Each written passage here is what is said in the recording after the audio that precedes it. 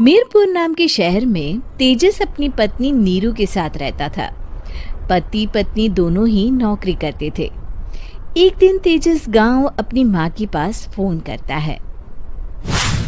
Hello, प्रणाम माँ। जीते रहो माँ, तुम दादी बनने वाली हो हैं? अरे वाह, ठीक है बेटा, मैं कल ही आती हूँ। जब माँ जी शहर पहुंची तो बेटे बहू ने बहुत अच्छे से स्वागत किया। लीजिए माँ जी चाय। अरे गर्मा गर्म पकोड़े ले आओ माँ के लिए। नीरू रसोई में गई और 2 मिनट में ही पकोड़े ले आई। जी ये लीजिए। बहू जादू से बनाए हैं क्या? अभी तो रसोई में गई थी। यम्मी। माँ जी शीला रसोई में पकोड़े तल रही है, मैं बस लेकर आई।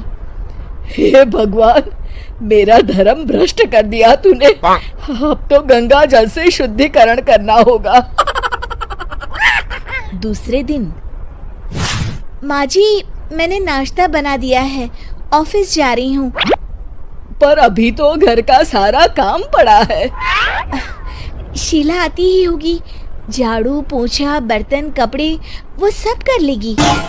हमारे जमाने में घर का सारा काम हम ही करते थे। जी माँ जी आप बहुत होशियार हैं, मैं घर ऑफिस दोनों नहीं संभाल पाती। तो जरूरत क्या है घर से बाहर जाकर चाकरी करने की? वैसे भी घर का काम खुद करने से घर में बरकत आती है, समझी? पर माँ जी। पर वर कुछ नहीं, इस महीने की पगार मिले फिर ऑफिस बंद है। हाँ।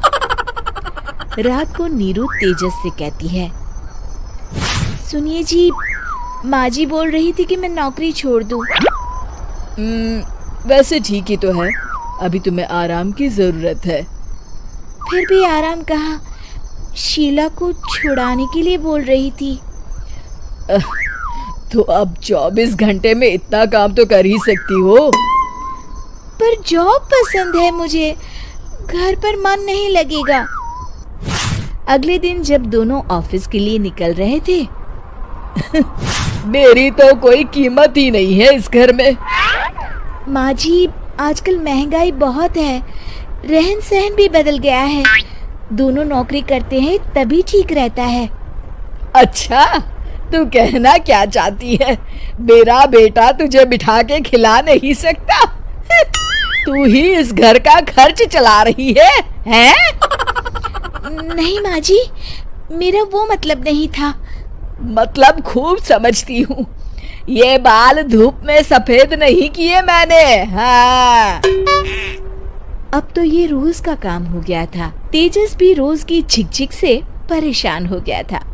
एक दिन उसने कहा, नीरू, वैसे भी तुम्हें मैटरनिटी लीव मिलने वाली है, तो अभी से ही छुट्टी ले लो। पर क्या, मेरी सैलरी अच्छी खासी है। आखिर नीरू ने रिजाइन कर दिया। जब बच्चा हुआ तो घर में सब बहुत खुश हुए। कुछ दिनों बाद तेजस फाइल देख रहा था। क्या हुआ तेजस, कुछ परेशान लग रहे हो? हाँ, वो हमारी जितनी सेविंग्स थी वो तो हॉस्पिटल में और छठी के फंक्शन में खत्म हो गई है नीरू। और अभी वैसे मंदी चल रही है तो मैं बोल रही थी कल मुन्ना को हेपेटाइटिस का टीका लगवाना है। नीरू, क्या पोस्टपोन नहीं कर सकते? नहीं जी, बिल्कुल नहीं। अब तेजस को समझ में आ रहा था कि उससे गलती हुई है। पैसों की कमी का असर घर के माहौल पर भी पड़ रहा था। अगले दिन, बेटा मेरा चश्मा और ये दवाइयाँ ले आना, पर्चा देते हुए माँ जी ने कहा। जी। तेजस, मुन्ना के लिए दूध का डिब्बा और डायपर भी ले आना, और ये किराने के सामान की लिस्ट है, इसे भी लाना है। तेजस गुस्से में लिस्ट मरोड़कर फेंकता है और चिल्लाता है, पैसे क्या पेड़ पर उगते हैं? ये ले आना, वो ले आना। अरे पर ये जरूरत का सामान ही है। वो गुस्से में बिना कुछ कहे ऑफिस चला गया। अरे अरे लंच तो ले जाइए। नीरू दौड़कर डिब्बा पकड़ाती है। एक दिन खाना खाने के बाद, नीरू, अब तो मुन्ना कुछ बड़ा हो गया, तो अब तुम वापस ज्वाइन कर लो ना जॉब। पर इस रिसेशन में जॉब मिलना बहुत मुश्किल है। ट्राई तो करो। फिर मुन्ना? माँ जी है ना, और एक फुल टाइम मेड भी लगा लेंगे। पर माँ जी, उन्हें तो पसंद नहीं। तभी माँ जी वहाँ आ जाती है और प्यार से नीरू के सर पर हाथ फेरते हुए बोलती है, अब मेरी समझ में आ गया बहू, पहले के और अब के समय में अंतर है। तुम काम शुरू करो, मुन्ना की जिम्मेदारी मेरी। मेरी प्यारी माँ जी।